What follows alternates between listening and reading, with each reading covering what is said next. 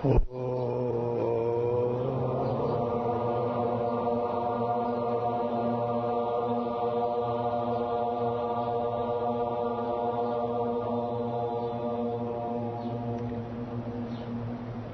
there be peace and love among all beings of the universe. Let there be peace. Let there be peace. Om Shanti, Shanti, Shanti. Namaskar. Welcome.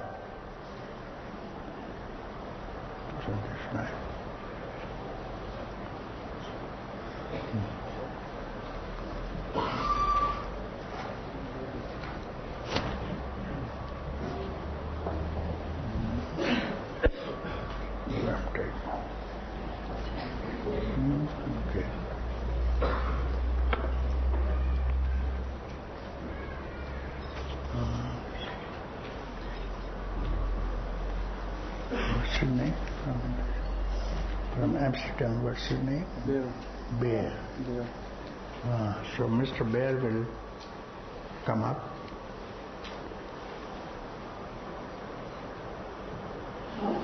Ten, 11. Today is 12th. Please sit in here, and this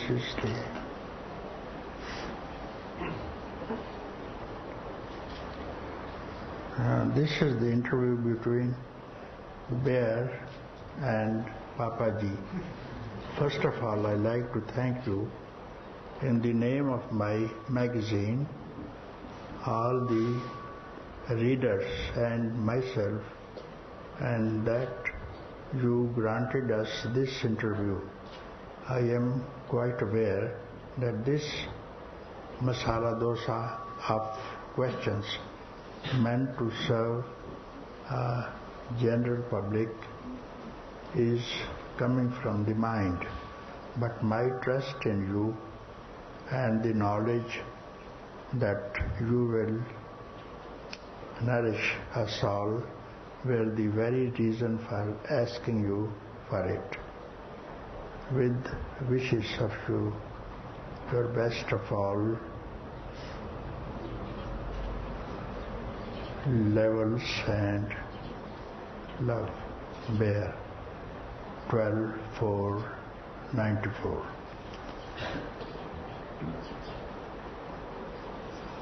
You have a copy with you? Yes. Please take up.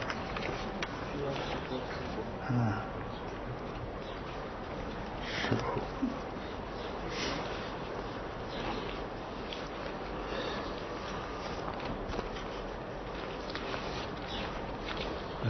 better you ask the questions so that less time is taken. The questions are. Who are you? I am that. This and that? Not only that? Not this or that. That is that which finger pointing to the moon. If you hold on to the finger, you can't see the moon. If you hold on to that, you can't see that.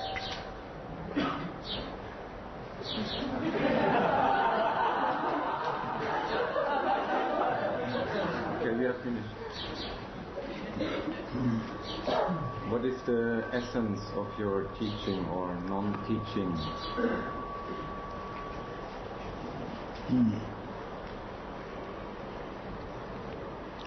I teach about that which cannot be attained by any teaching.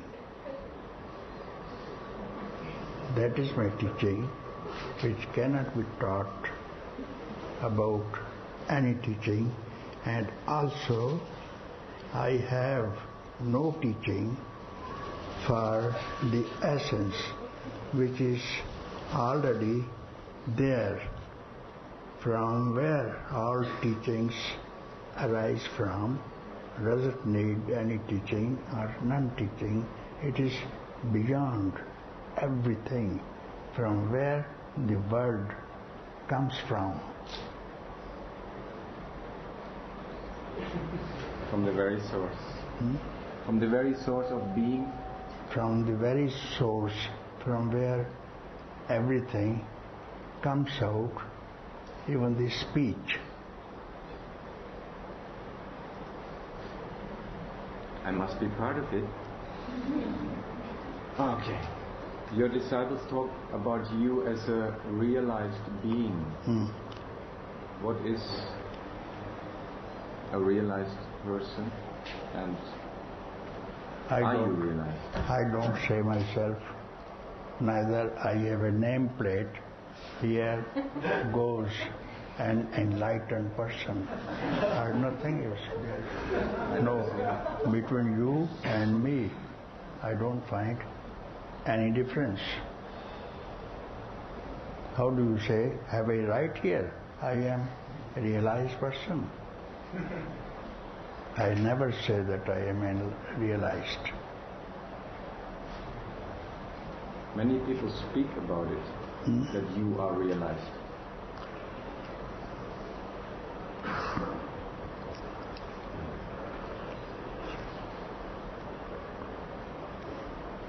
Is there any difference between realization and enlightenment? So many persons speak that I am a realized person. This is due to their notions about a realized person. Therefore, they think I am realized. But I don't think any difference between them and me.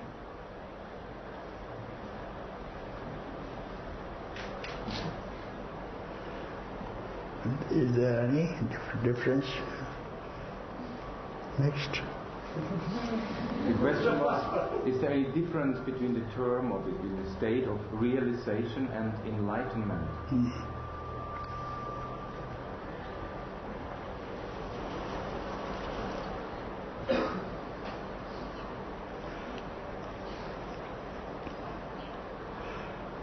Yes, there is difference. Realization have to be realized after some practice, some sadhana, some method, which was not there before. To realize that through any method is called realization. And enlightenment also is to be aware of something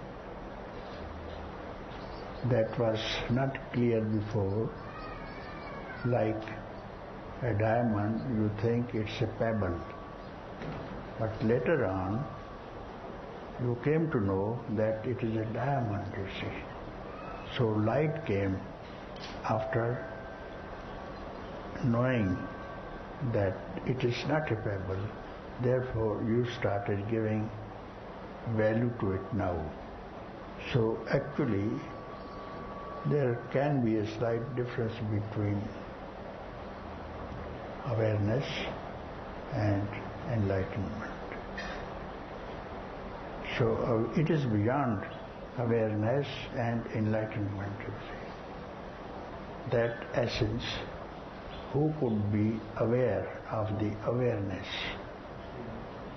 and who could be enlightened, because there is no darkness at all. It is already there. It is only just revealed when the dust of your notion is cleared away. Then it will come up itself, you see. And then you and it merge between each other. Nothing else. You will see the difference between you and it. No word can explain it. But when there is a diamond, in the rough form, you don't see it's a diamond. It's like a stone, is it? And then you have to polish it. You have to cut it. Even then, it's a piece of coal, charcoal, carbon. You may cut it according to the shape to fit in your ring or necklaces. But the diamondness is the same. The shapes are different, forms are different, purpose is different. So this doesn't make any difference between the original nature that it is just carbon dioxide.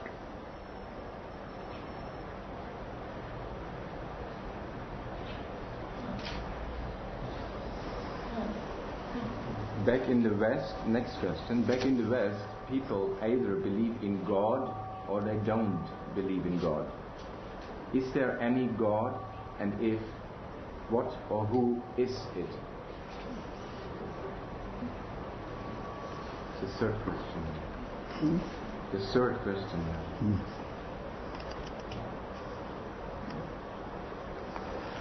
Third question.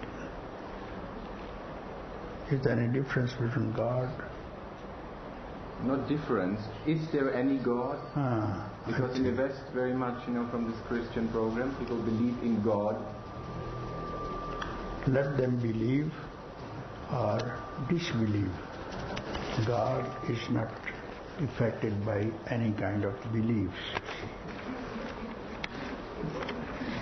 If there is any God, because the God is created by you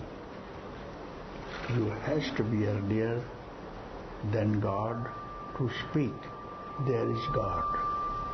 And before your birth, there was no God, because you were not there and the thought was not there. The God is just your thought and is your own creation of the mind. Who created? Even the Creator. Creation, preservation, destruction, just a thought.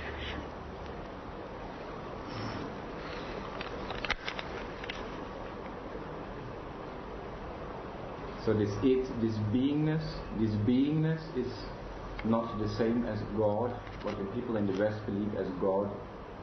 So beingness is something very different than God. God is a word created by you.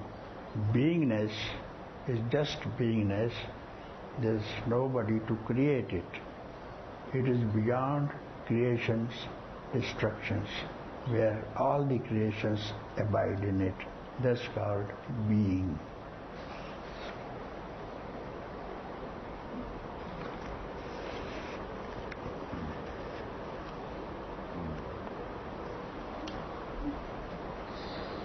It seems one develops detachment and a relaxedness over the years of spiritual practice. Is there any process or progress before realization? It is beyond attachments and detachments. When one detaches from something where one is attached to, so he gets attached to something else and detaches from someone else. That is called detachment, and detachment needs attachment to something else. Therefore, it is not detachment, neither attachment, you see, because they coexist, you see. They are not independent. Attachment depends upon detachment, detachment on attachment, you see. The essence is beyond all notions, untouched by imaginations, and there is no progress or process in it, because any progress that you make, before that progress you were ignorant, and then somebody tells you how to progress, then he gives you some method of the past. any teaching of the past which he has followed, he dumps on you. And then you start practicing. So after that practicing any process, you have already in mind that I have to attain it. So this attainment is pre-planned attainment. It has been planned. I have to meditate for a number of years. After that I will get it. So this attainment is pre-planned. And this planning is your own thought creation.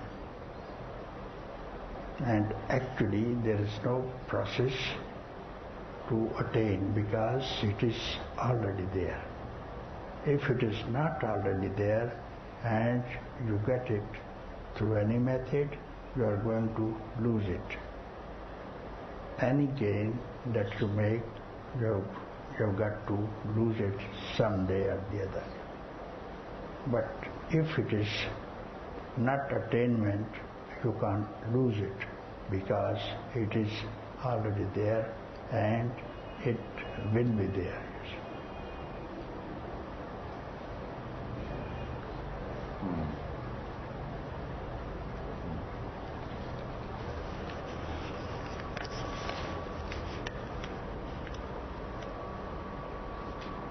You are another teacher who tells me no books necessary, no practice necessary, even that. But like the others, you yourself seem to have read many books and scriptures. And as I learned to know, you yourself have done thousands of hours of practice already in this lifetime. Why then this advice? Because I was just a boy, 7, 8, and some experience just came up, revealed itself, and I didn't work for it, I didn't do any practice, it just revealed itself. So that I could not get explanation from any person. No one could tell me about this, nor I have read in any book about what I see. Then later on, I tried to read the books written by many ancient saints, including Gita, Bhagavad, and other Upanishads, even the Vedas, but I didn't see anything that tallies with my own abidance, you see.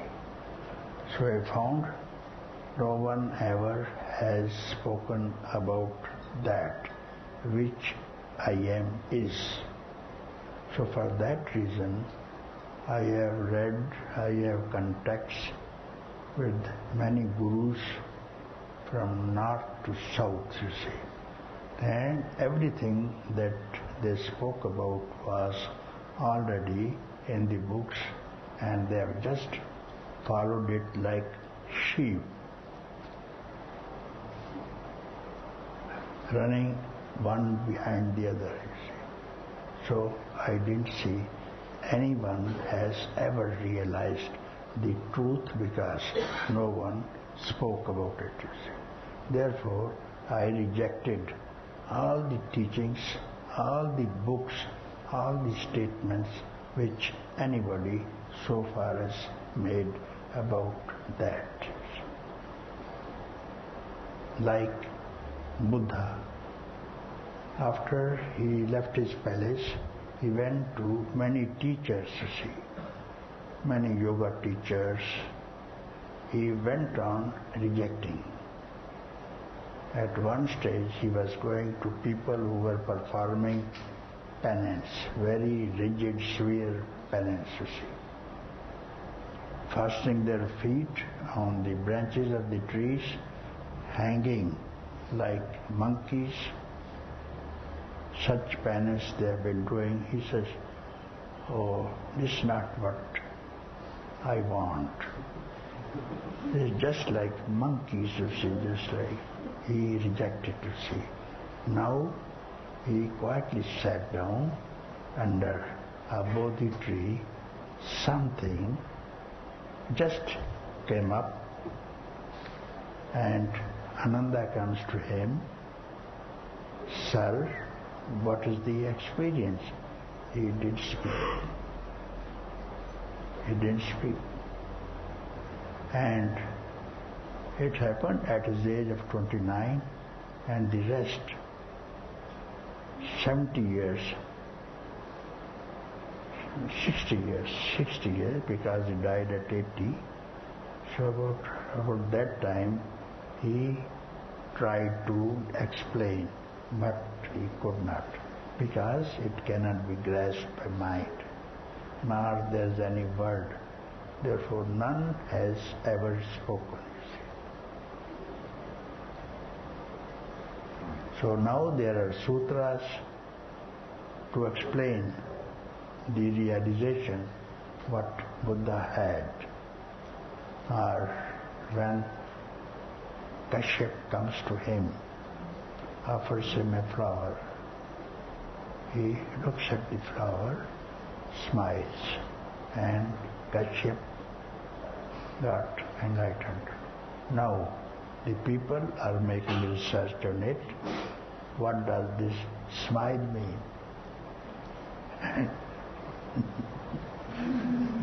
Nobody could explain. Flower is there. And who can smile on the flower, first of all? What did he see in the flower that he smiled? And Kashyap got it, you see. So like this,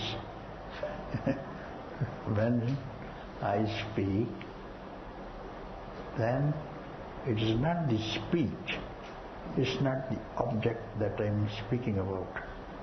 But some people catch it, you see, and they can't explain what has happened to them. And quite some people here, during my 60 years, and I asked them, they say, we got everything, there is peace, there is happiness, there is a beauty. But I said, what it is? They say, we can't speak. And one person I asked, he is very clever, he is a man from the West. When you know that you see a diamond, you must describe.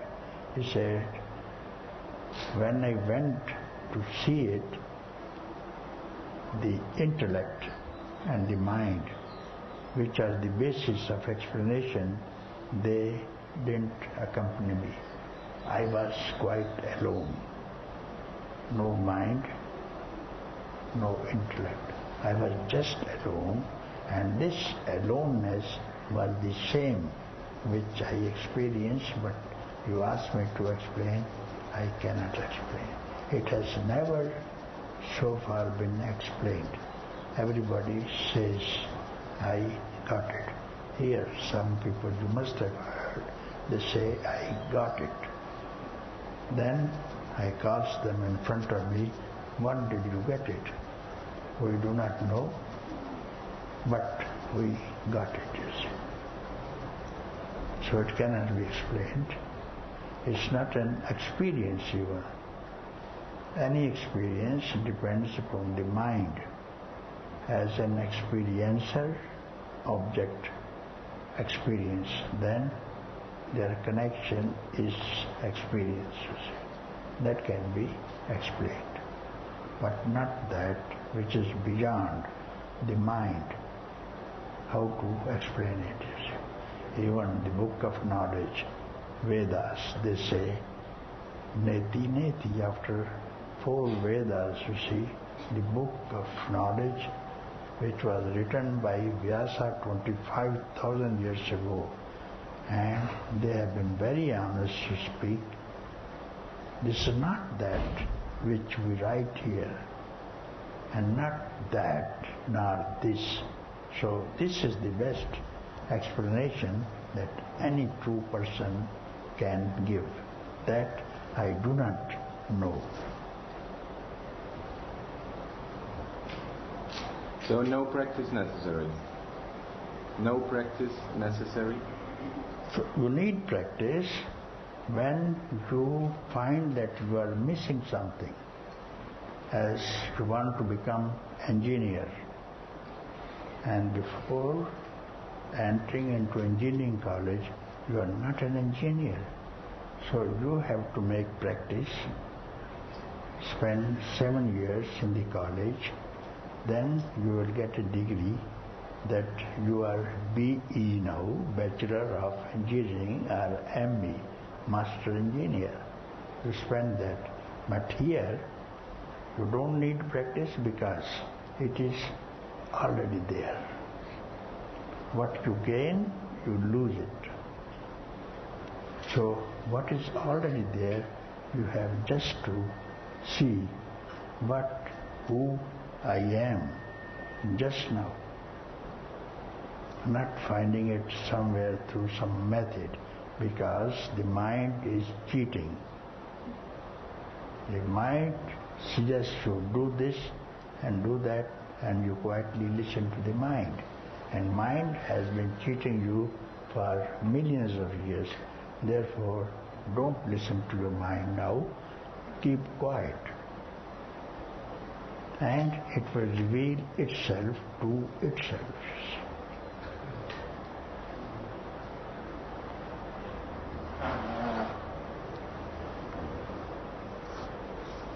In my native language, mind means Geist.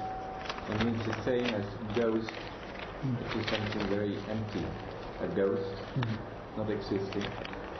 The mind has the same word, Geist, in German. I see. Means both the same. Geist, mind. That means mind. Geist means mind. Yeah. Mind. Yeah. And also ghost in German. So therefore, all the Dutch people who came to me from Netherlands, Amsterdam, they only speak through the mind. What I try to tell them, try to take them beyond the mind, they say it is not possible, because in Amsterdam we have to deal with people which we can't do without the mind. I said, you don't need the mind at all. Mind is going to cheat you, and tell me who is the person who is happy with the mind. None at all. Neither the kings, nor the emperors, not even Alexander the Great was happy about it, you see. You are happy only when there is no mind. When you go to sleep, you have no mind. And you are happy. Why? Because in the waking state, no one is happy. In the dream state, also no one is happy. Some tiger is pouncing on him, some robber stands in front of him.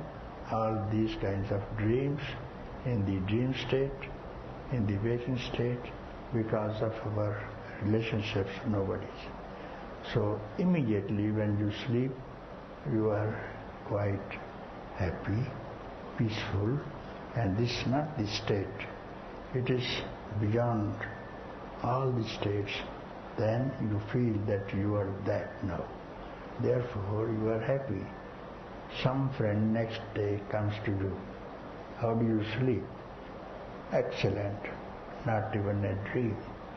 So who was experiencing the happiness when you were sleeping? So you are that, you see. My last dream yesterday in the morning, you invited me for a walk, 6:40 in the afternoon. You invited me in a dream yesterday. morning, before I made the questions, I dreamed about you in front of your house. You said, "Friendly, come in the house." Then the dream changed and you said, "Come 6:40, we go for a walk together." That was my dream.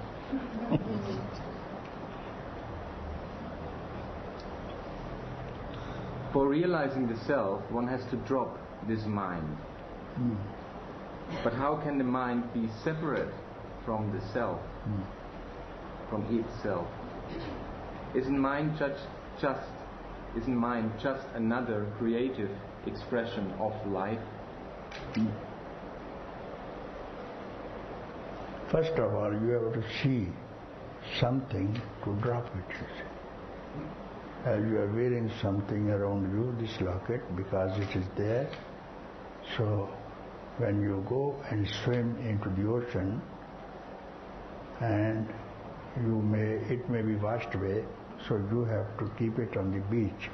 You have to drop it somewhere else to be safe. Like this thing, the mind is not seen, first of all. Mind no one has seen. So how can you drop when something does not exist? So this is your concept only, that there is a mind, and to be happy you have to drop it. You need not drop the mind because it doesn't exist. Let it be there, it will be useful to you.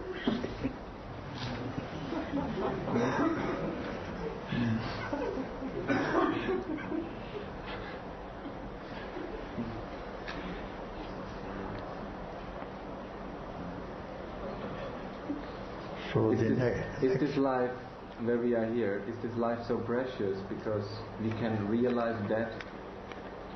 Is life precious? Is the only way to realize in this life, in a human form?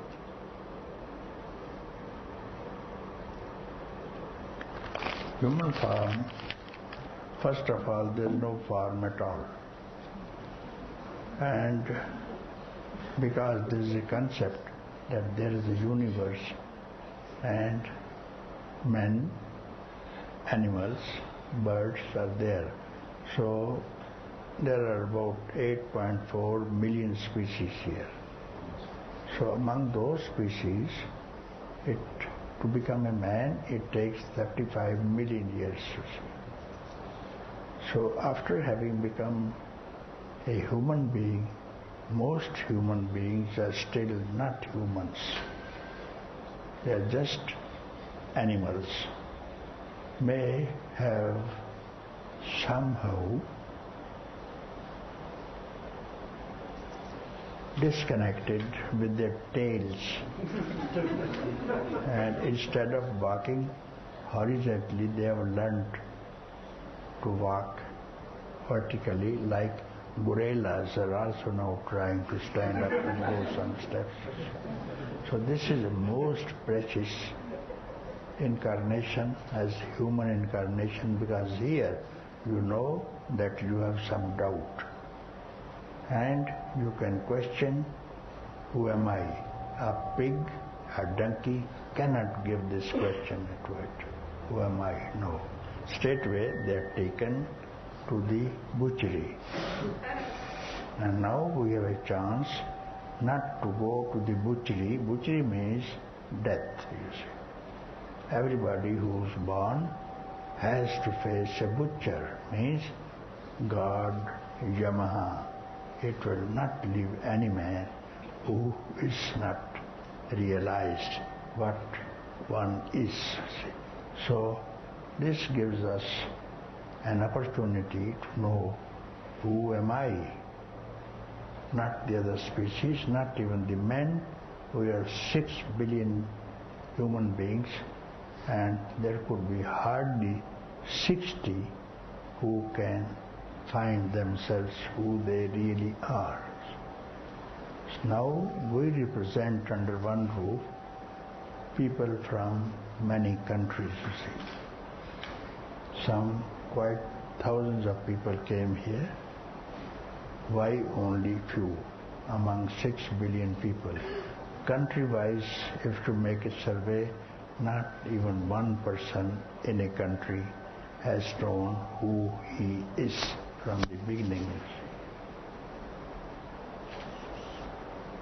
So some people, if we give the example of some enlightened person, we have got to go back to the past.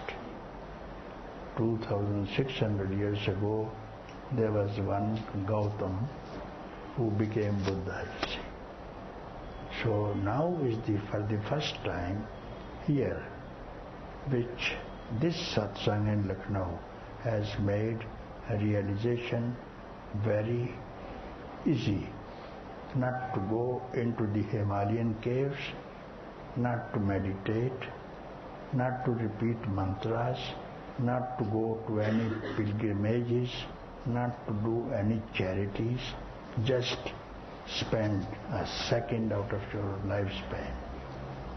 Just 1 second, and I guarantee you are free. In this very second, this day itself. Why postpone? So this is the first time in the history. Otherwise the answer says the kingdoms have left their kingdoms and went for penance. After penance, some Manika comes in front of them in the form of a beautiful woman, and there ends their penance. So here, many Manikas are here, you see. So it's not a problem to live with the Manikas. Enlightenment has something to do with your own self, you see, not physical contact with the Manikas. If the Manika comes, live with her. There is no problem. But even living with the Manika, you are not touched, you see. Like Krishna, who had thousands of girlfriends, you see, and no girl could touch him, and he knew how to keep away from anything, how to keep untouched, you see. So one day it so happened that there was some festival in India where the women fast all day, and in the night when they see the star, they go to goddess and pray, and then only they can drink water. But this morning the river is full and there is no ferry plying to take them on the other side. There comes this boy and asks these girls, what are you waiting for? Don't you see, tonight there is Anant Chaturdashi and we are fasting and we can't drink water and no ferry is plying. So we are waiting here. He says, doesn't matter, you go and ask to Yamuna, address to Yamuna, O Yamuna, if this Krishna has never touched any woman from beginning till date, give us the way. And everybody started laughing. And this man is fondling with us, playing with us, and then he says that he has not touched. So the elder one said, he is a liar, but let us prove his lie in front of him. So they jokingly, addressing to Yamuna, O Yamuna, if this boy has never touched any woman from the birth, please give us the way. And the Yamuna parted, you see. There was a way. What was this? What was this magic, you see? You can still keep yourself untouched, and none has ever touched you. Even your body has not touched. Your mind, intellect, senses cannot touch it. and you do not know where is this diamond. Some teacher, a rare person can tell you this secret just now. Otherwise, you will be led by teachers who will ask you to do this kind of sadhana and meditate this way, perform the yogas and Mahayogas, whatever. And none so ever has ever attained, because it is already there. What is already there? Why to practice for it? Simply waste of time. And here, you are not wasting time here.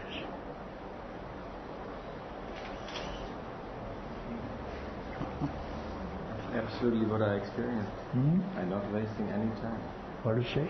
That's what I experienced. I'm not wasting any time, yes. Yes, you're not wasting any time, but just 1 second out of your 80 years span of life, you have to give 1 second. And this 1 second does not belong to time. I simply speak second a second. It's not in second. So in our books it's called instant. Kshanam. And this kshanam is equal to 4,500 times of a second. So I use the word second because this kshana word is not in the English dictionary. So this much time, 4,500 parts of a second, you can very well afford to spend on you and be free of all sufferings, worries, births and deaths, you see.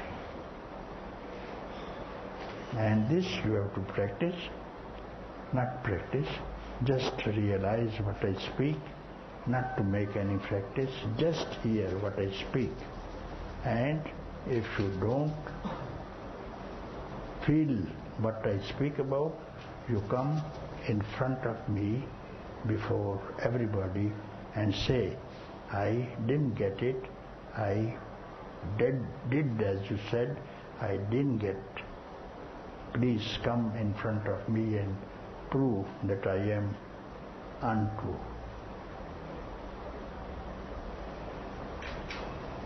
I definitely take my chance. I definitely will take my chance. Definitely? Will take my chance. This opportunity, I will take it. Why take chances? You are not going to miss any chance because there is nothing to do. Nothing to do. During this time, during this instant, you speak what you are speaking. I take my chance is not during this instant I speak out. It is either before or after. Within this instant of time, you speak so, I take my chance.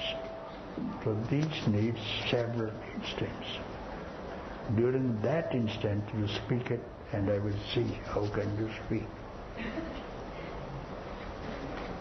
The time is so little time, not even half a word will come out of it. Therefore, it will make you quiet, and when you are quiet, that means you have attained something which none has ever attained.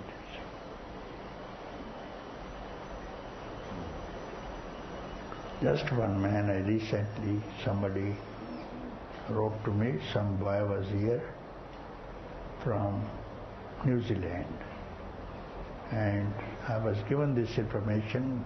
Leslie was his name. Leslie, he spent half an hour here and went away. So everybody said, why this man is going? Perhaps he didn't like Satsang, or he may be going to bathroom. But then he went away. He didn't comment anything, but somebody wrote to me from there that this man is speaking like you speak. And therefore many people came from New Zealand and they went. I requested someone to go and find out what he's teaching. So he is here. Professor James may be here from New Zealand, yes. So I wrote to him. He said, I heard it but I have not seen him. So I'm coming to India. On my way I see him and some other people also. They say, we ask him a question and we find the answer is not coming from mind or intellect, nor from any book. He has not studied. But you can see from his speech that this speech is coming from something beyond, and he himself accepts, agrees, I am not speaking. I am being used by higher supreme power. So after hearing, now I am convinced this can happen, you see. So when you say I take a chance, he is not spent. He came from there directly for his first trip to India, spent just half an hour, went back. So I can see that anybody can afford this time, and let us not miss this human incarnation when we have not to go anywhere, no hardship, simply we have a lot of fun here, we have music, we have dancing, we have singing, side by side. The result is supreme.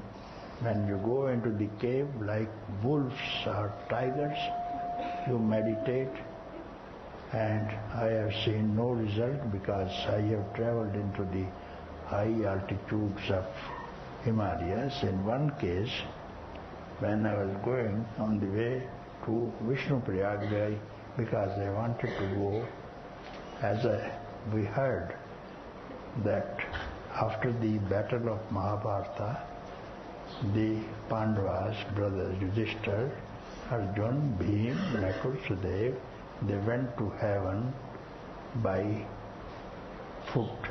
So I came to know, so I also wanted to go, and it was Vishnu Prayag and said, this way you go. So I started going. On the way, there was one man making penance, and he was from Bengal.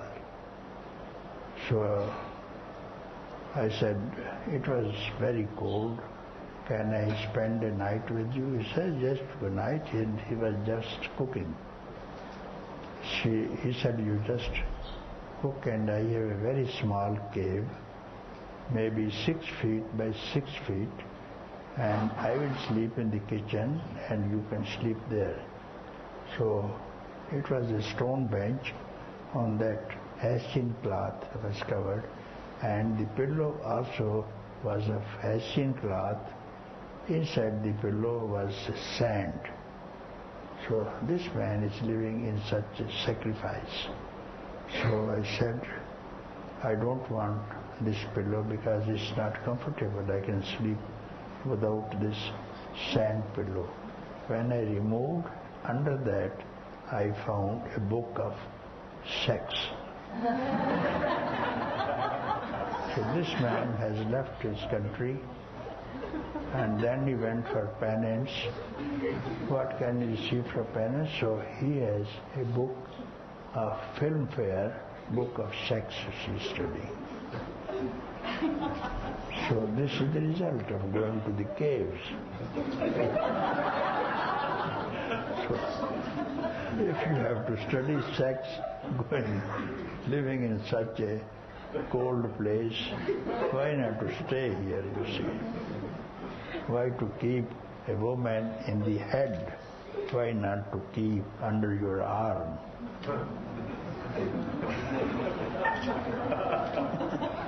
So I thought, it's no way for rejection.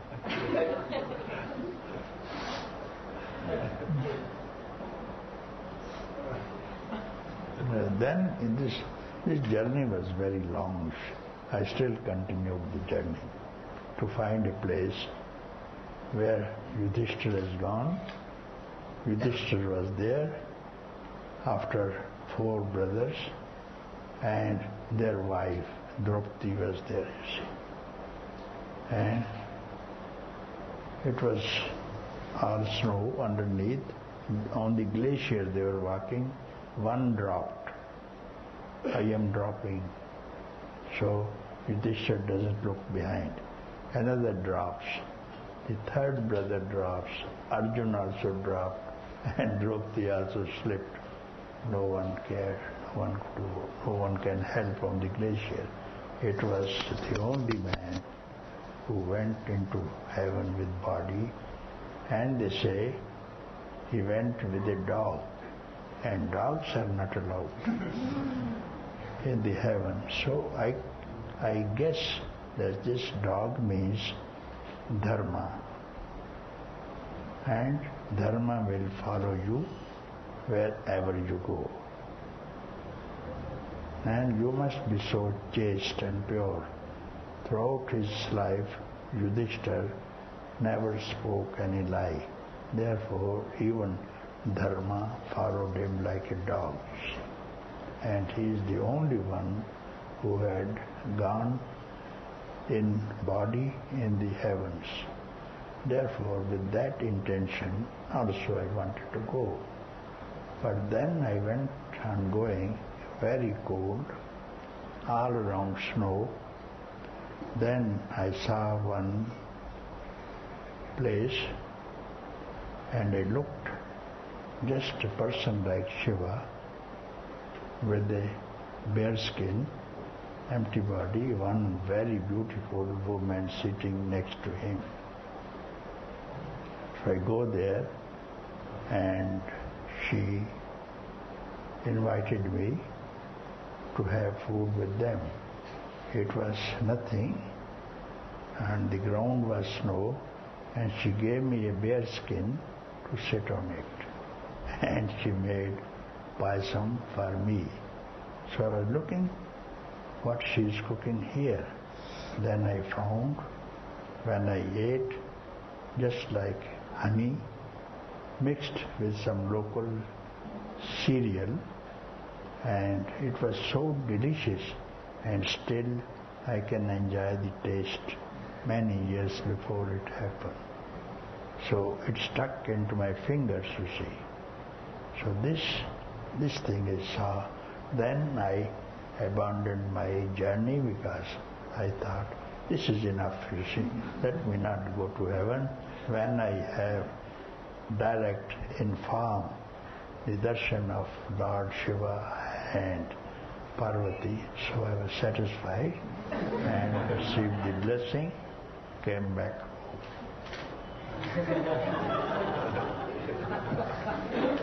And I didn't do any penance, you see.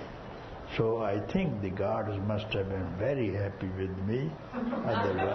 Otherwise you go on performing. But penances are repeating Om Namo Shivaya, Om Namo Shivaya. All life I don't think they can even dream of Shiva. Many people I see and ask them, they outside, even ISKCON people, Bhakti people, and I ask them, have you seen Krishna even in the dream? Because I saw Bhakti Vedanta himself, you see. Then they say, no, for us, there's no other Krishna except this stone image. Stone image is Krishna itself. Therefore, there's no other Krishna. That's all the teaching they are given to those people so that they don't go beyond it. So what can be seen with the eyes is not truth. So it is something else, you see. So recently I was in Vrindavan, just a month before. There was one boy from Russia. Somehow ISKCON people, their Russian branch, they speak about this thing, and this man wanted to see Radha. He said, where is Radha? They show him this Radha. They say, it's a stone. She doesn't speak to me.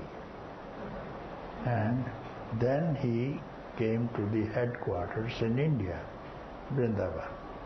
So there he was staying and inquiring of them, where is Radha? They said, this is Radha. No, this is strong, she doesn't speak to me. So I was there to make a trunk call to Lucknow to inform our arrival. So there somebody asked someone, who's this man sitting in the car? They say, he is called Papaji. Then he said, some people who came to ISKCON, they spoke about this man, can I speak to him? Yes, they say, you go and see. So he asked, do you know Radha? I said, yes, I know. Can you show her to me? Yes, I can.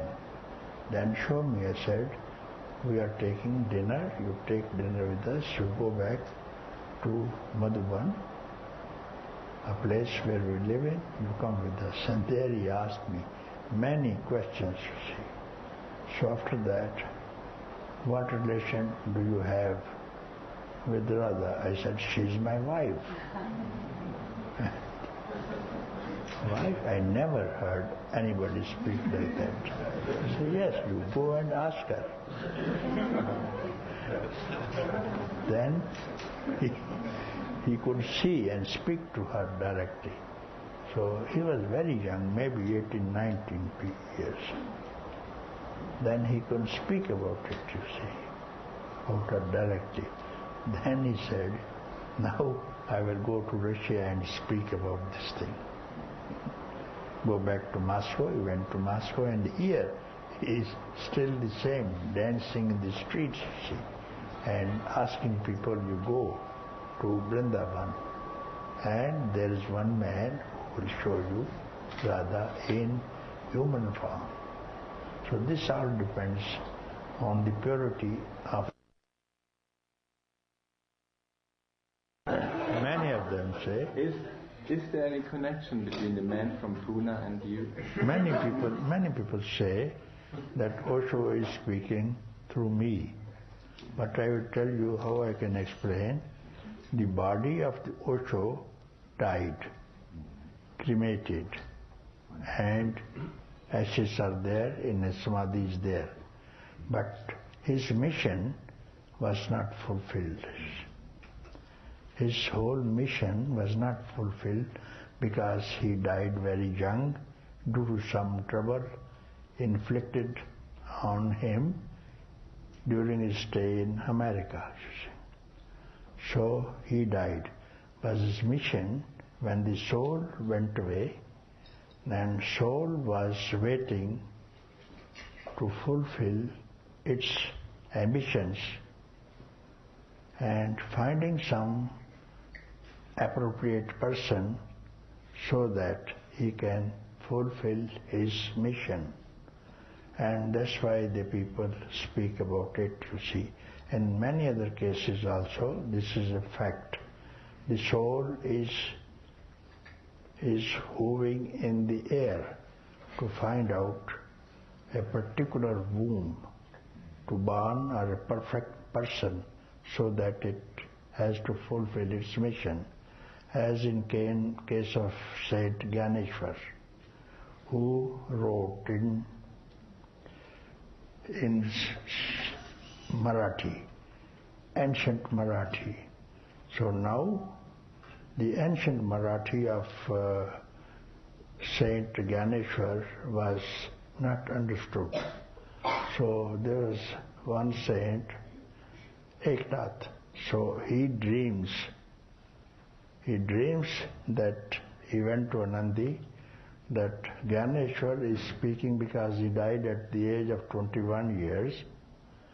So he said from this Samadhi place that people don't understand this thing, you explain in local Marathi spoken by the masses so that they understand my teaching, you see. So now the people who are making research on Gyaneshwari, and there are some professors, Professor Karnik, Kulkarni, Patel, Dandekar, and they all came to me, and I was working in the mining corporation in Goa, and somehow they heard, this man can give us the meaning, because when Ganesha said, there's a people tree on the Samadhi, Bodhi tree, and he appeared in a dream to Eknath, the shoot of the root has entered my neck. Now this Eknath says, but he writes the same thing, but cannot explain what is the root. Now the people who are making research on Ganeshwari, they say he was such a big yogi that he can fly in air, multilocate, even to many places he can appear at the same place. And then why this man cannot remove this one fruit of the tree? So for this purpose nobody could explain, and then they came to me, not knowing that I am not a Marathi speaking person. Even then they came to me and asked this question. I said, this root means what he wanted to express is not understood. Therefore, remove this ancient old type of Marathi and speak to the masses like that. This is the meaning of the striking the root, you see. And everybody agreed. So many other questions they asked me, you see. And they didn't know that I am not a man from Maharashtra. So this thing happened as I speak. It comes by itself, you see. I do not know Sanskrit, I have not studied, and not even know the Hindi, but then I can explain the meanings of the Gita, which I have not heard from anyone, nor of the Upanishads, you see, not of the Hindi books like Manas, Ramayana and others. No one can comment as I can comment, you see. So this is something beyond it comes. It makes use of a person to speak easily in a common language which can be understood by any person. Therefore, I don't speak Sanskrit. So all these people who are here mostly, they are English-speaking people or some other, so they easily follow what I speak. So any soul can make use of any person. As Buddha spoke in Pali, and now Pali is out of date. Therefore the books, the sutras, especially Nirvana Sutra, which I have studied, it was in French. So you can understand, the people of France also couldn't understand, but originally it is in Pali. So if it was in Pali, who would have read it, you see?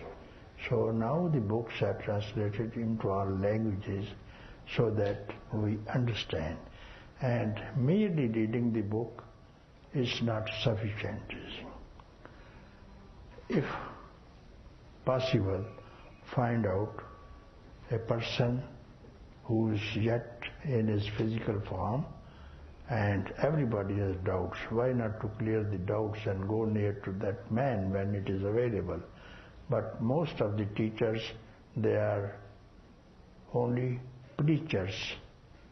Only preachers, they are preaching some dogmas, you see. They have no teaching at all, you see. Only preaching. Therefore, this preaching is heard most in the West, you see. There are preachers of yoga and other classes, and they are following those people. And others are Indians also.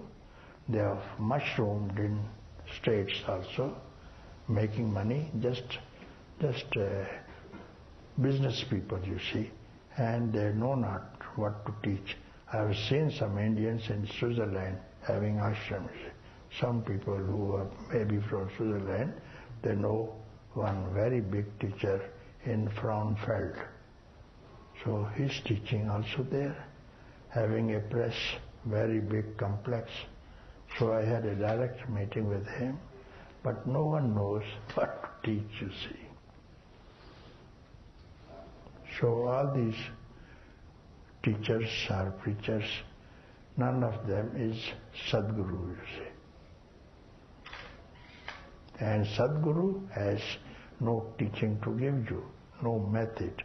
He directly reveals within your own self and doesn't prescribe you any method, you see.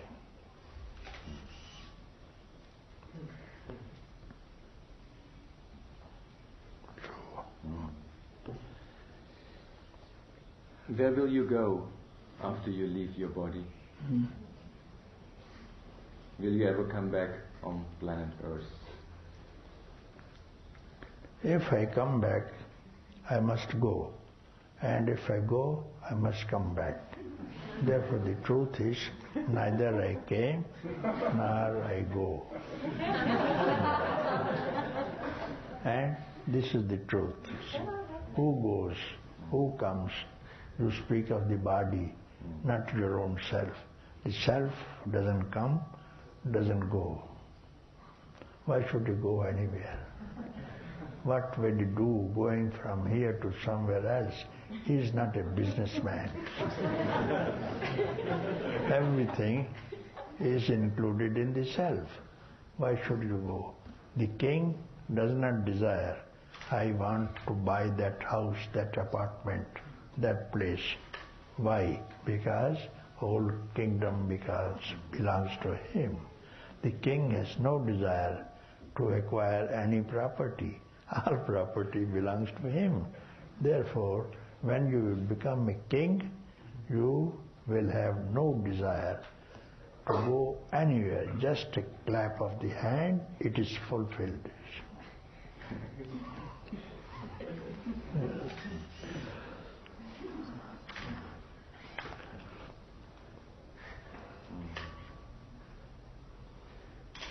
And then?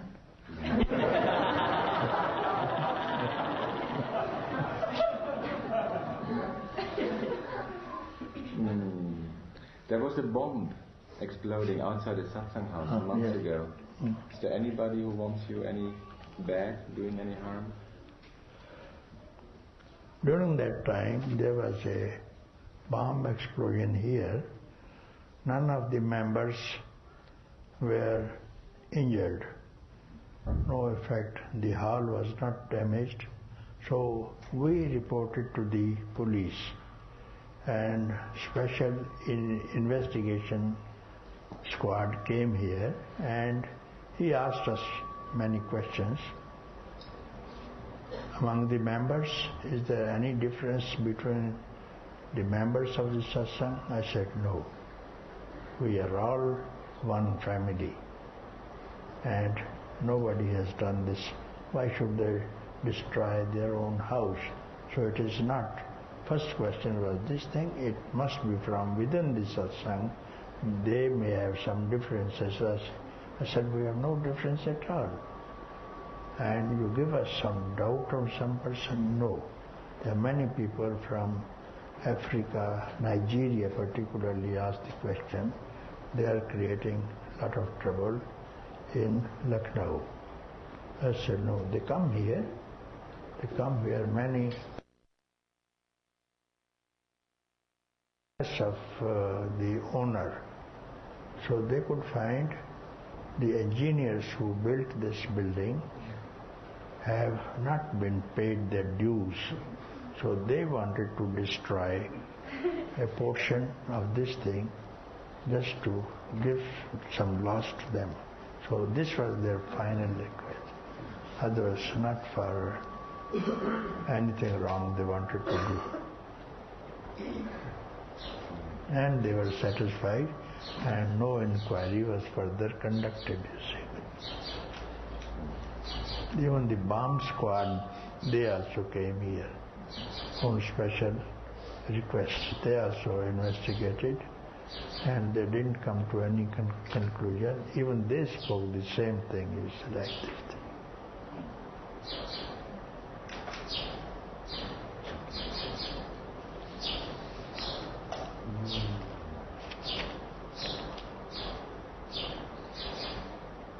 Does Papaji have any ego?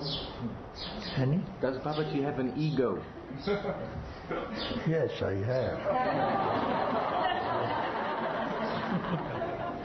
I have ego. Many people to say I have ego because she likes to serve me, you see. The ego likes to serve me as a maid servant.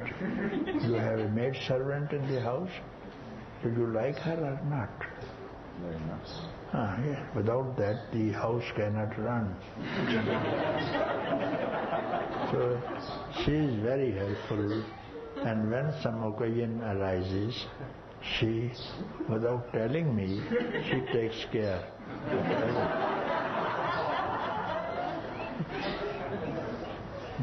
I have no complaint against ego. Let her live in my house.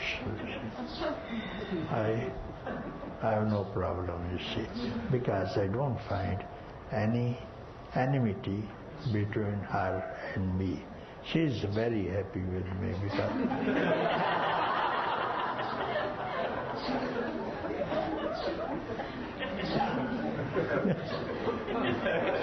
and because some people I hear, they ask, I saw Papaji was eating ice cream, yes, and Coca-Cola. No Swamis take Coca-Cola and ice cream. I said the ice cream has nothing to do with your enlightenment, you see. Enlightenment doesn't care for ice cream. Ice cream straight away goes from the tongue to stomach, you see.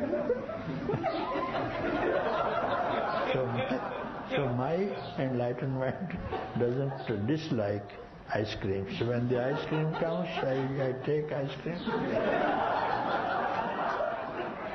I have no problem because, first of all, I have no restrictions. And I don't have any do's and don'ts as the Swamis perform. You shouldn't do this thing, you shouldn't do that. You say, I don't belong to that. You may do whatever you want to do, normal life as anybody does. Not only become something different, separate yourself from the society, wear malas and dye your clothes. And this color has got nothing to do whether white or black or orange. Has got nothing to do. Nor with anything you have to behave like this thing, neither the behavior. This belongs to religions at least, you see. Religions, do's and don'ts. If you go to church, you will go to heaven. If you don't, you go to hell, but after death. So, I don't ask you to do something or not to do something. That promises of the religious founders after death. But why not to make choose before death while alive? Do as you like. Live as you like. But in a way that doesn't touch you. The body context will not interfere your understanding. Therefore, I don't prescribe, do this, do that. This kind of dress and not that kind of dress. You don't, but your assistants do. Who? You don't, but your assistants do. I was asked to have a kurta on today. No, this is a local dress. Yes. Local dress of everybody wears. Nice. Even these rickshaw drivers, tangawalas, taxiwalas. So we are not different from them. To go on the road, there are even the scavengers they are wearing pants even. But we are also wearing the same thing. So if you go somewhere, nobody will recognize you. No one knows, you see.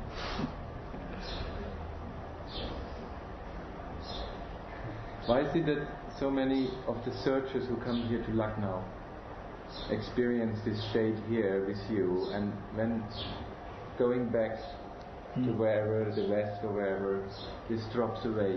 Why is this happening with so many? Because they think that they went to Lucknow and they got something new which they were not having. Therefore, their gain was a new gain when they went to Lucknow. Therefore, they are bound to lose it.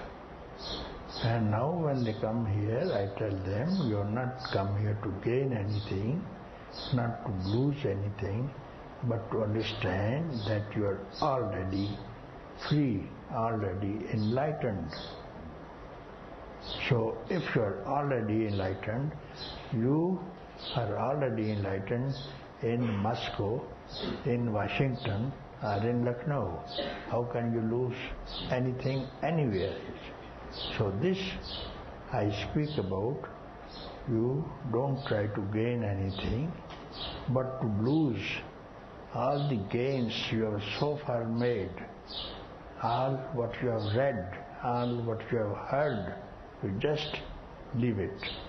So what is left? It will reveal that this is your own self. When they know it, they cannot lose it. So any gain will be lost. What you have not gained, you can't lose. If your pocket is empty in Lucknow and in New York also, it will be empty, you see. But if you have something, you are going to lose because you will buy a packet of cigarettes, so that money is now no more there. You have puffed it out. So your pocket always keep empty, you see. Then the things will come. With the empty hands, everything will come. If you are already holding something, you have no capacity to receive something more. Empty your hand, always keep empty. Again it will be replaced, you see. So it is the empty mind who is the emperor of the universe. Empty mind, empty hand means having no thought. And a man who has no thought is the king of the kingdom, you see. You can try, you see. Empty your mind of everything and you feel, who are you? And this is called peace, also enlightenment, also freedom. But don't keep anything in your mind.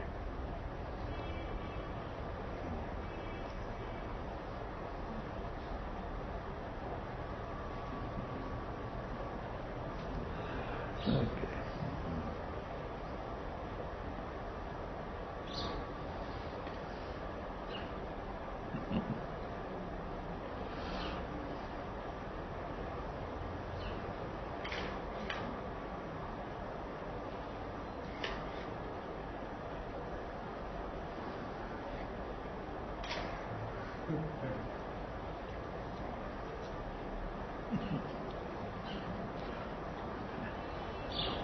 Yeah.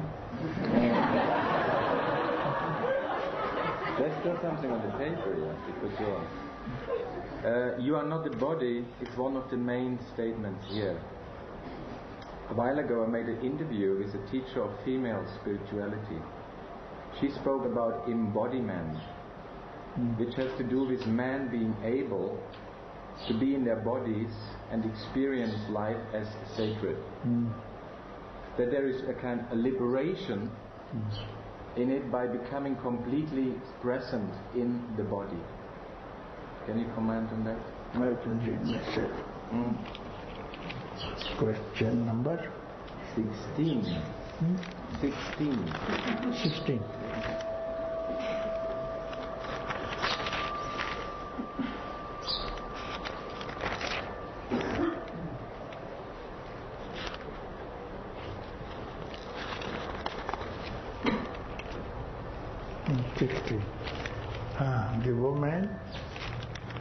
The woman teacher. Mm-hmm.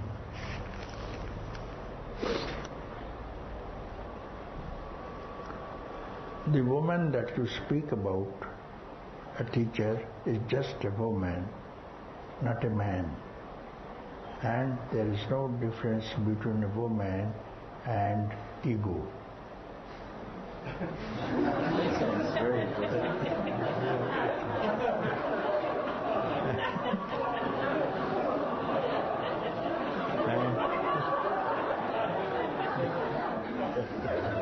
Both are That's new. feminine genders. Both are feminine genders. Miss Ego and Miss Woman belong to the same caste. And it is not the man, and it is the man who is going to be free. I don't be discouraged, I will explain to you.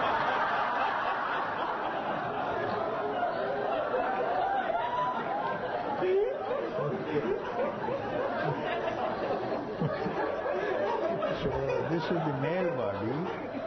This is the male body who has created a female body for his own use. That's why I say has to be a male, as it is in the Upanishads also. He says, he addresses, I am the Purusha. And nowhere it is read, I am a Istri, I am a woman, I am the Purusha, you see. This means I am male. This is how I can translate it to English, Purusha. So Purusha is within you. This Purusha is within you, not this sex body, this male body or a female body. There is a Purusha in the heart of everyone. Maybe female, maybe male. And this Purusha is equal to, they describe, equal to the length of a thumb within your own heart. It is ever burning, you see. A flame is there, you see. So when you concentrate on that, you will see that you are this Purusha, not the gender male or a female. But this woman, I do not know if she has gone to that extent. Otherwise, she will not call herself a woman. So everyone, male, female, is a Purusha. They don't identify with that, but they identify with the body for their own interests. Male with the female, female with the male, and they finish up to that. No one tells them about this male within there, which is eternal, which doesn't come, doesn't go, no birth, no death. Therefore, how I spoke, you see. Neither do I come, nor do I go. It is that Purusha which speaks, you see. If you merge into that and become it itself, then it speaks from where the speak arises from, not the tongue can speak. Tongue can speak, but where the strength comes to the tongue to speak, that comes from the fountain, is called Purusha, Aham Purusha.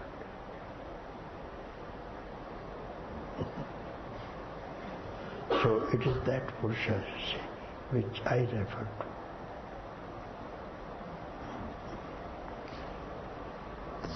So this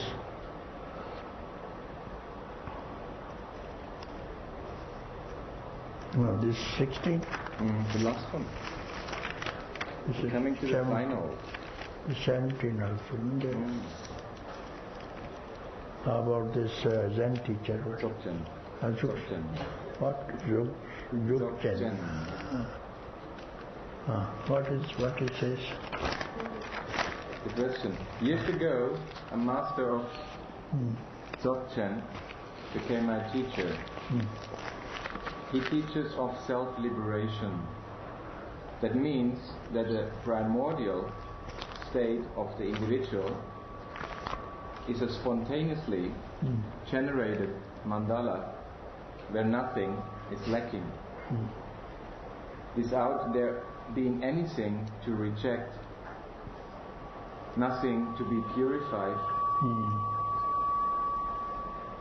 And this self-perfectedness means that the so-called objective is nothing else than a manifestation of the energy of this primordial self, of the individual again. So the objective is nothing else than the energy of the primordial state of myself, of this individual. And this is the same what I hear here from you.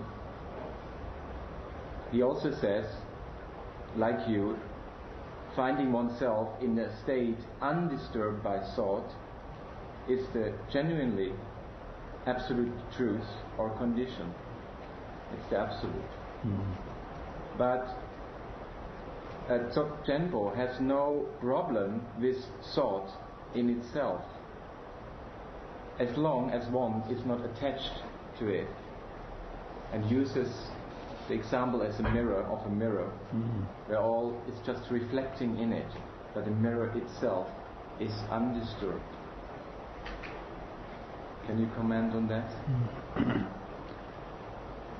I totally agree with this statement regarding purification of the mind. I may have some difference because for purification of the mind you need a mind which becomes impure to purify it, like a mirror.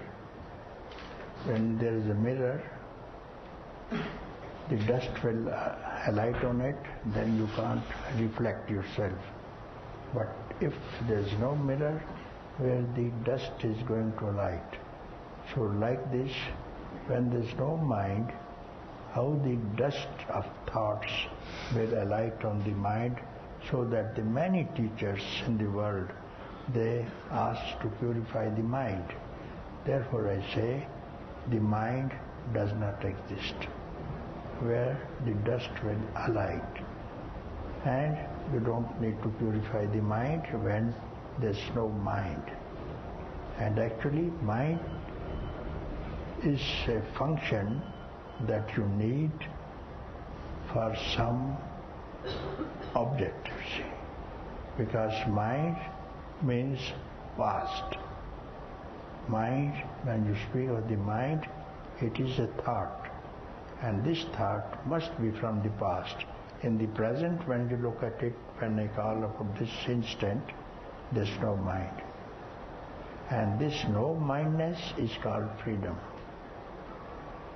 So when the pictures are projected on the screen, when you go to a theater, you see the projections of the pictures. Some of romance, some are troublesome pictures, person being attacked by robbers. So when the picture is over, neither the screen is wet with the river, nor it has got any smell of the romance that has been played, nor it has holes that the shooting took place. The screen is immaculately clean. So this is the projection of your desires that fall on the mind, and you identify yourself that we are seeing the picture, but you have to identify yourself with the screen which was the same before the theatre started, will remain the same when the theatre will be over. So this manifestation is a projection on the screen. And this projection is in the mind. But if you understand, I am the screen, not the projection. Projections will come, project, and they will stop projections. But I am the screen, I will not change at all. So you have to identify yourself, I am the immaculate, eternal, unchangeable screen itself. Then you can enjoy what is being played on it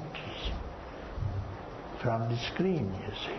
And if you identify yourself with someone, then you will remember and you will suffer with the suffering, you will enjoy with the enjoyments, but you will lose your own nature of being a screen, you see. Therefore, everybody is clean. That's what I say. No practice, because I apprise them of the fact that you are beyond anything and no dust has ever alighted. Therefore, I don't prescribe any method to remove the dust. There's no dust ever alighted, you see. So this is for those teachers on whose minds the dust has alighted. Let them clean their dust.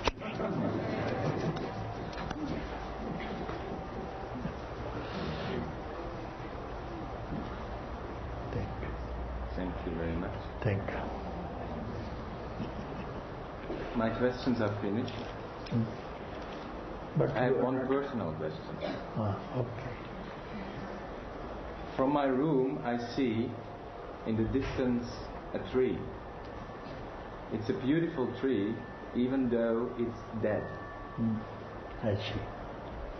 In the morning, 17 vultures are sitting on its branches. During the day, not one is there. What will happen in the evening? In the evening.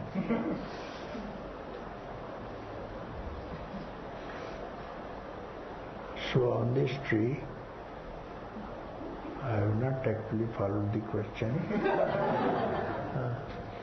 I had 17 questions to you. I was reading them. So I say this tree. Tree. You see, in the distance is a tree. It's a beautiful tree, but it's dead. Dead. It's my body. And on this body are 17 vultures sitting in the morning, actually. So in the day when I look, they are not there anymore. They are gone. I see. And I ask you, what happens in the evening? Are they coming back? Yes, if the vultures were there, the vultures are always there when they smell dead body. Because they don't eat living bodies, you see.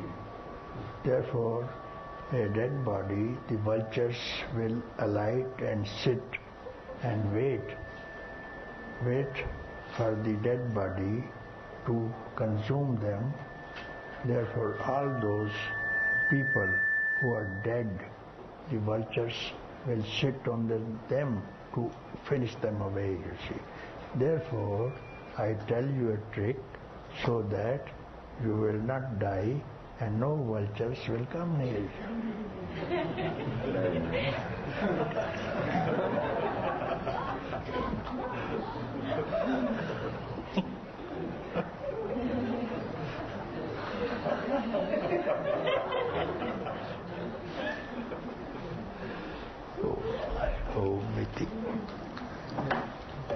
Regarding the other, we can speak next time from Israel. He's leaving today, Papaji. Huh?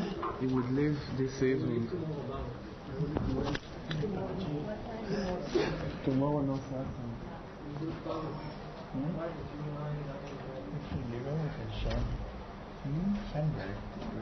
Yes. You take it with us. Yes, I will. Yes. Yes, yes, yes.